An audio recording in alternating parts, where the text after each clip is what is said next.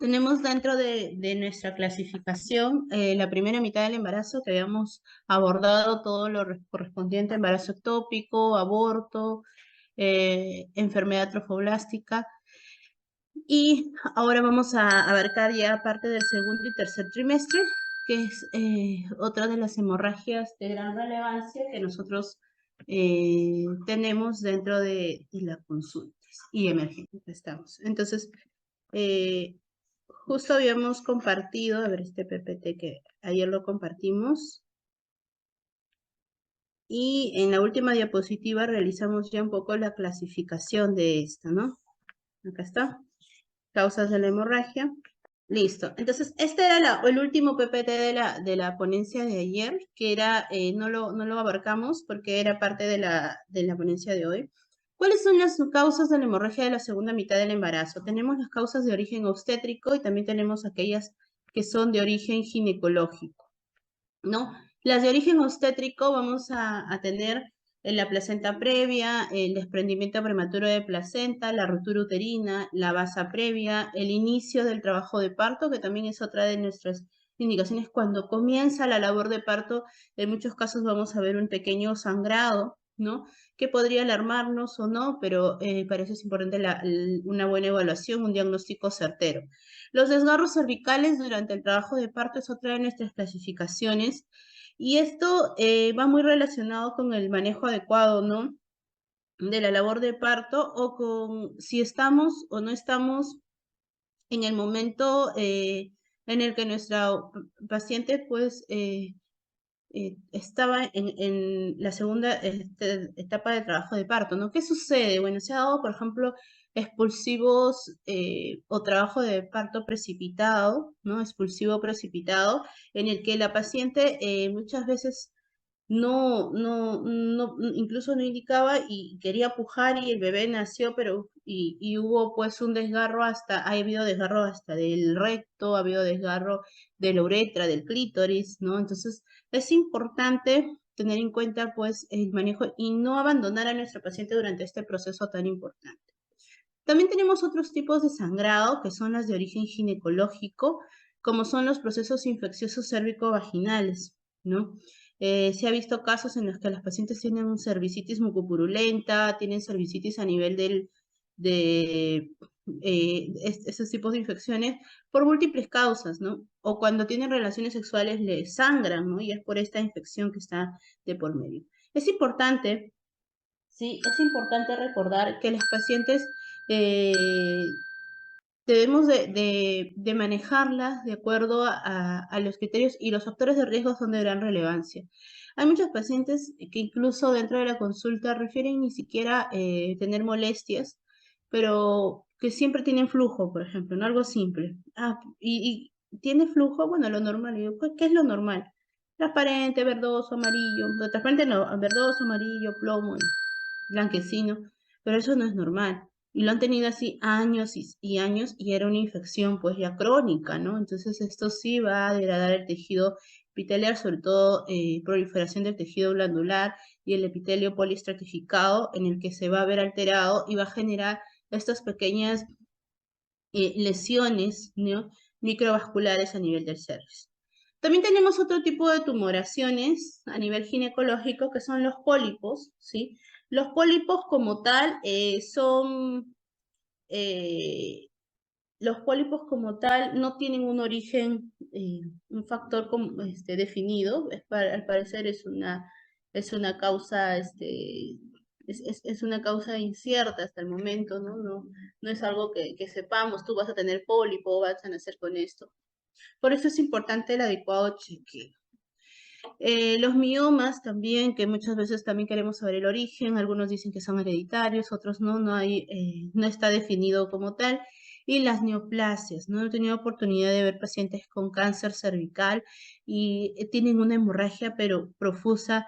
Ellas, en muchos casos, ya llegaron muy tarde a la atención y ya no pueden ni siquiera realizarse quimioterapias o realizarse una histerectomía debido a que ya este es un proceso mucho más complejo, ¿no? También tenemos lo que son los traumatismos en genitales, ¿no? Tuvimos un caso en emergencia de una paciente que a las 9, 10 de la noche, por ahí, ya casi cerrando los gimnasios, ella se le había caído una pesa en toda la vulva.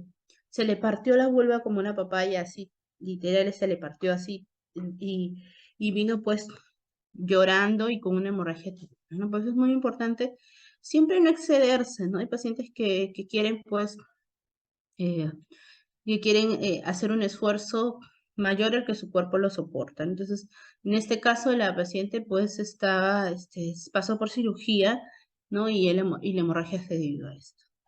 Tuvimos otro caso de violencia, violencia familiar, sí, violencia familiar, y la verdad que era mucho más terrible. Era una paciente que era era jueza, y su pareja también bueno, de otra carrera, y él tenía un problema psiquiátrico muy marcado, que había, que se excitaba cogiendo el palo de escoba de la casa, esos antiguos de madera, y le ingresaba a ella en todo el conducto vaginal, y eso le excitaba a él, y ella se permitía esto, a pesar de que para ella era demasiado doloroso. Cuando yo la evalúo, tenía cicatrices antiguas y cicatrices recientes. Yo le dije, ¿has tenido algún golpe, caída, qué ha sucedido? Y bueno, llorando me contó lo que le había pasado. La verdad que fue un caso muy aterrador, ¿no? Por el tema de codependencia emocional que ella podía tener por parte de él, ¿no? Porque yo le digo, y usted es jueza, o sea, en cualquier momento incluso lo puede hasta meter a la cárcel a su pareja, a su esposo. Y ella me dijo, no, yo soy de clase A, imagínense qué dirá la familia, qué dirán las amistades, o sea, le importaba más el qué dirán que su propia salud física y su salud psicológica, ¿no? De verdad, era lamentable escucharla, pero era un caso verídico, ¿no? En este caso, ella llegó también con una hemorragia porque toda la vulva la tenía partida, todo el conducto vaginal, porque este tipo de acto que últimamente le realizó le había generado estas lesiones, ¿no? Entonces yo le digo, yo te voy a dar tratamiento, vamos a tratar de ver, no era para suturar, pero sí había múltiples laceraciones, y esto se puede complicar aún más. Recuerda que tu tejido ya no va a ser el mismo. ¿Cuántos años sufres este tipo de violencia sexual? Y me dijo, bueno, siempre ha sido así, ya tenían como 20 años juntos. Digo, esto no es normal. Yo te recomiendo de todas maneras un apoyo psiquiátrico y que puedas pues manejarlo, porque yo te voy a dar tratamiento. Lo vemos, lo evaluamos ahora, pero luego esto va a continuar. Se quedó así como que un poco, todavía no podía. Yo de verdad era como que obligarla o exigirla, ¿no? A que pueda pues recibir otro tipo de tratamiento ella, porque esto iba a persistir, ¿no? También las varices vulvovaginales. Son frecuentes en mujeres mayores de 40 años, en la gran mayoría de los casos, y que pueden generar pues este tipo de hemorragias, ¿no? Por ejemplo, ha habido casos, muchas veces nosotros nos enseñaron o nos acostumbramos a hacer una episiotomía lateral, ¿no? Lateral derecha mayormente. Entonces, ¿qué sucede si justo ahí hay una varices, ¿no? Entonces, lo ideal sería realizarlo para el otro lado, ¿no? La lateral izquierda. Entonces, es importante tener en cuenta estos detalles, porque es donde nosotros vamos a evaluar cómo se encuentra mi paciente en ese momento, ¿no? ¿Qué más? Ay, perdón, este es de ayer. Entonces, vamos a abarcar básicamente lo que son las de origen obstétrico, las causas de origen obstétrico. Las de origen ginecológico, pues sí, también tienen una gran clasificación, y no creo que el tiempo nos alcance para poder abarcar, pero sí lo menciono de todas maneras, porque es parte de lo que nosotros vemos en nuestro diario. Ok, vamos a ver entonces, ahora sí, este es el PPT de ayer, que solo quería ese PPT. Y ahora sí vamos a nuestro tema. La hemorragia del segundo y tercer trimestre. Como les había mencionado, sí, como muy bien les había mencionado, tenemos pues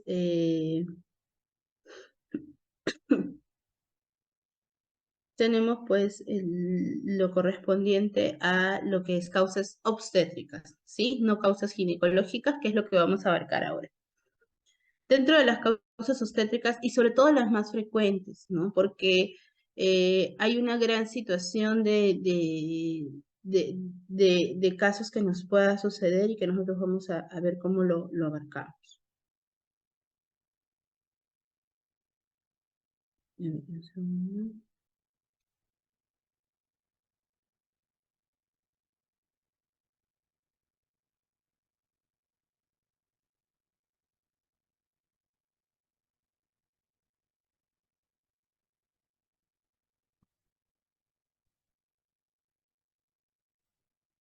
Ahora sí, avanza. Ya, el desprendimiento prematuro de placenta, ¿no? Definida como es la separación parcial y la separación parcial y total, ¿no? De la placenta o total de la placenta normalmente insertada. Esto suele suceder en el después de las 22 semanas y antes del nacimiento del feto, con una hemorragia dentro de la decidua basal, ¿no?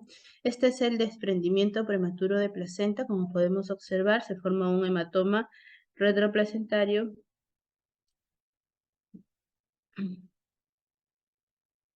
y que podemos realizar.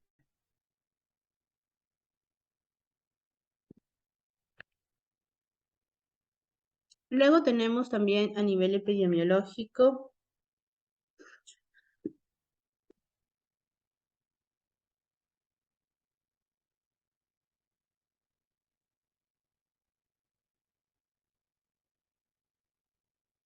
tenemos también la frecuencia que es alrededor de 1 cada 100 a 200 partos. O sea, hablamos de una incidencia de 0.5 a 1% aproximadamente. Es más frecuente en gestaciones pretérminos con una tasa de 5.4%. Se ha reportado la tasa de recurrencia del 10% en algunos casos cuando ha habido un episodio anterior o cuando ha habido un segundo episodio puede llegar hasta el 25%. Y en el Perú hablamos de una prevalencia del 0.7% aproximadamente. Algo que quizás no se menciona, y esto sí es un poco preocupante, es que las estadísticas siempre se basan en MINSA y en salud, pero no todos los partos y todas las cesáreas son atendidas en estos establecimientos.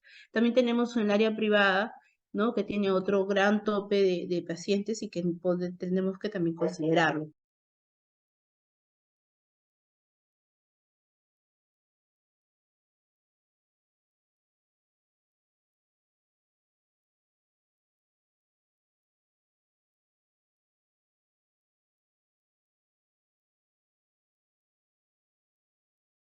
Es lo que aparecen las personas que ingresan y no puedo avanzar. Y ahora sí.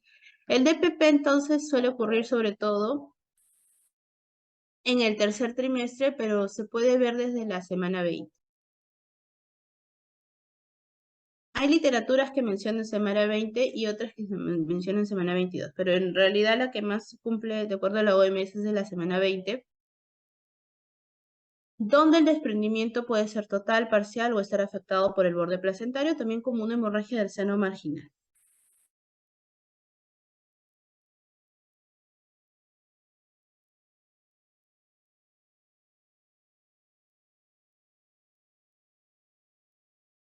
Entonces, ¿cuál es la causa? O sea, ¿por qué tendríamos que estar preocupados o qué factores no podrían estar pendientes o relacionados con esta situación? Primero tenemos que tener en cuenta que la causa puede ser uno de ellos y uno de los más relacionados con las emergencias obstétricas es la preeclampsia, ¿no? O los trastornos hipertensivos del embarazo. Esto sí nos podría haber afectados, ¿no?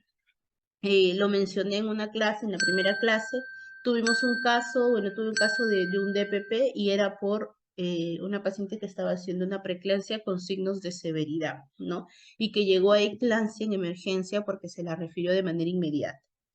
Tenemos también lo que es el antecedente, que haya tenido un desprendimiento prematuro de placenta normoinserta, la multiparidad, ¿no? O sea, muchos dicen, ay, pero si tienes varios hijos no vas a tener este problema. No, esto también puede ser un factor, la multiparidad. El RPM o la corioamnionitis, ¿no? La rotura prematura de membranas o lo que es la corioamnionitis también puede generar este tipo de evento que es del DPP. Pacientes que son consumidoras de tabaco y cocaína. Yo tuve un caso, bueno, fue en el hospital, de una paciente que era fumadora y era drogadicta. Llegó porque el SAMU la había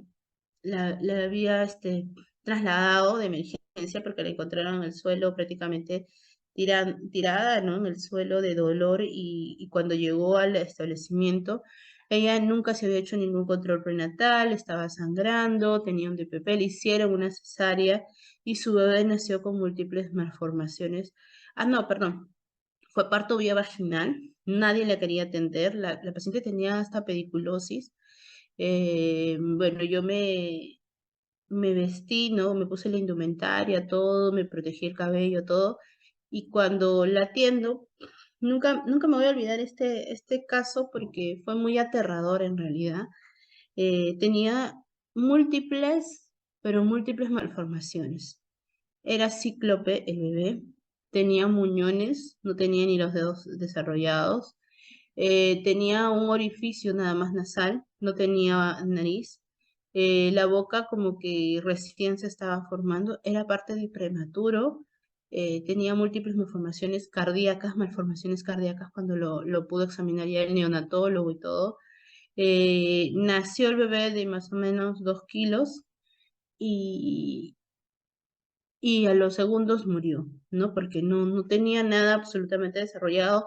Ella ni siquiera y estaba sangrando, ¿no? Ahí fue que se dieron cuenta el tema del DPP, porque sí ya había un sangrado y la placenta pues salió incluso antes, o sea, fue tan rápido todo, ¿no? Que salió la placenta con todos estos coágulos por dentro y el producto, ¿no? La verdad, eh, era una bomba de tiempo la paciente, ¿no? Ya no se le hizo más estudios, parece que hubiera tenido sífilis el bebé, tenía múltiples malformaciones y sí quedó disecado en el hospital, ¿no? Lo pusieron formol en un frasco y todo, porque era uno de los pocos casos que se ven que tenga múltiples malformaciones congénitas, ¿no? Esta paciente no refería mucho, se le notaba los brazos llenos de agujas y todo este tema de, de haberse colocado, pues, ¿no? Se inyectaba la droga, ¿no? Por todos estos lados.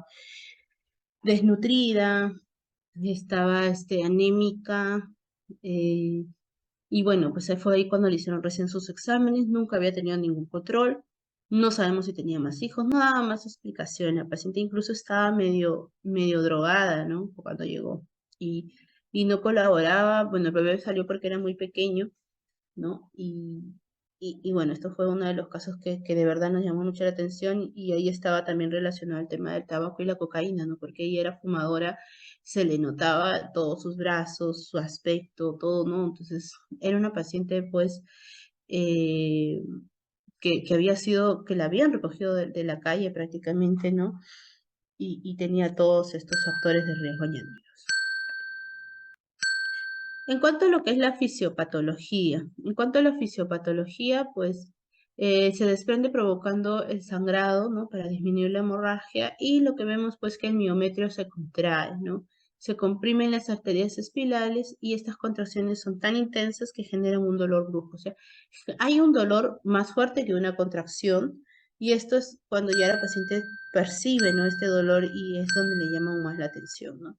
Impide la circulación uteroplacentaria, por lo que aparece hipoxia y mayor tendencia al desprendimiento. El DPP, el desprendimiento prematuro de placenta normoinserta, está asociado mucho a la coagulación intravascular diseminada. Entonces es muy importante tenerlo presente. Por ejemplo, acá vemos se puede ver una imagen, ¿no? A ver, acá, ¿no? A producto de un desprendimiento prematuro de placenta que no se pudo diagnosticar a tiempo, ¿no? Y el feto muere, ¿no?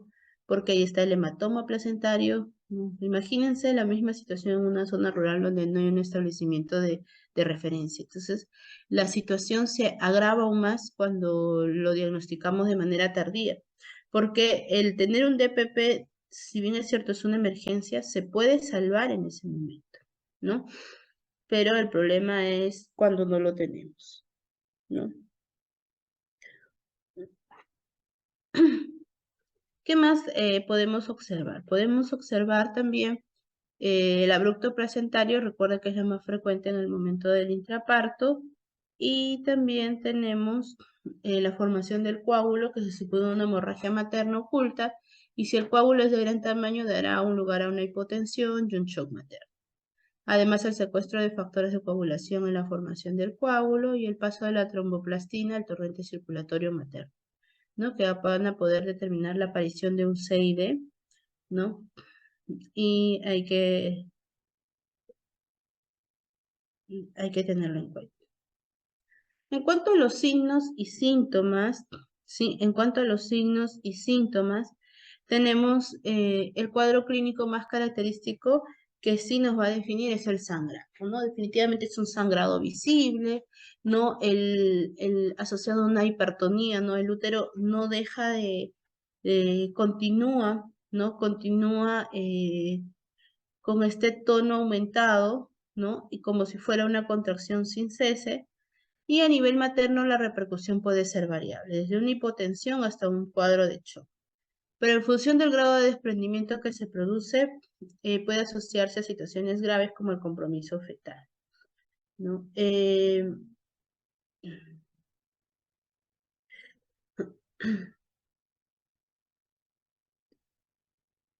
También tenemos, se produce en el 50% de la superficie placentaria y puede causar hasta la muerte materna.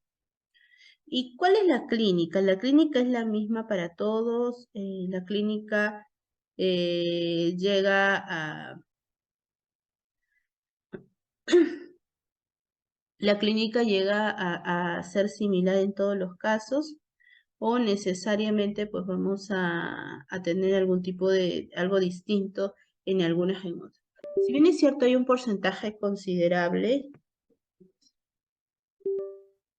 no se haya movido.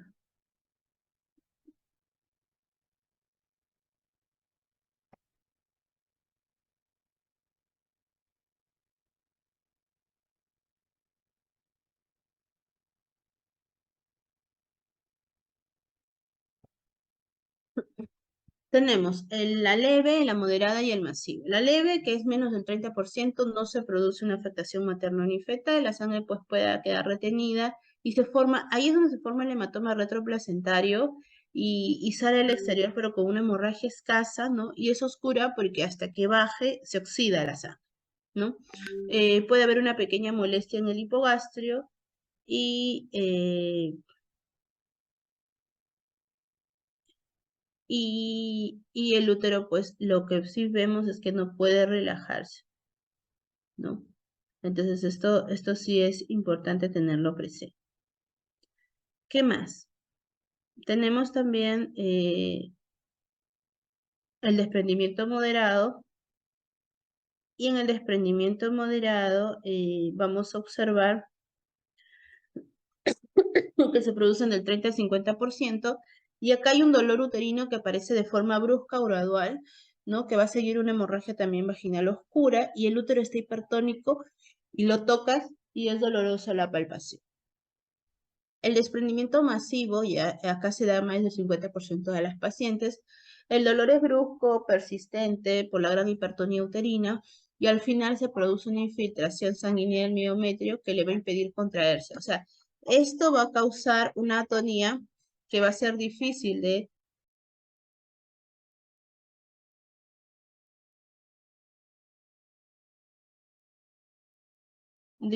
revertir, ¿no? La hemorragia externa moderada